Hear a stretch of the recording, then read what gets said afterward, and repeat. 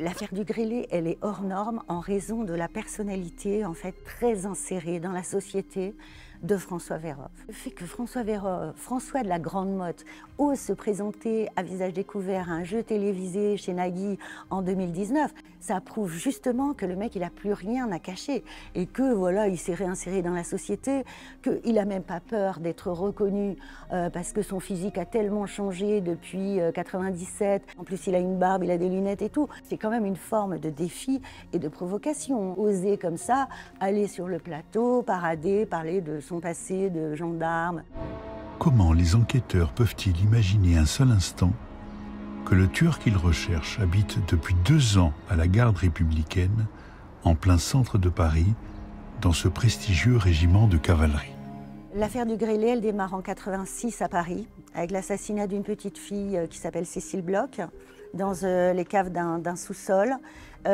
Et la brigade criminelle de Paris va s'apercevoir qu'il y a un cas similaire, une tentative d'homicide d'une petite fille. L'histoire se poursuit en 87 par un mode opératoire différent, mais du même homme, qui commet des viols d'adolescentes ou des agressions en se présentant avec une carte tricolore et puis des menottes en prétextant un contrôle de police pour finir par s'introduire chez ces adolescentes et du coup les violer et voler des objets.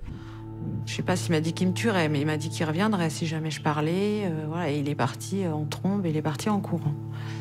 La trace du grêlé ressurgit en 94 sur une route de grande banlieue parisienne où il enlève une petite fille en se présentant encore comme policier. Son ADN finira par être identifié sur plusieurs scènes de crime, y compris sur un double crime dans le Marais, à Paris, d'adultes cette fois, donc avec torture et actes de barbarie. Au bout de plus de 30 années d'enquête, la 8e juge et la brigade criminelle sont persuadés qu'il s'agit d'un gendarme de la garde républicaine passé dans une caserne à Paris en 87. Et ils vont explorer comme ça 750 personnes et décider de leur prélever l'ADN.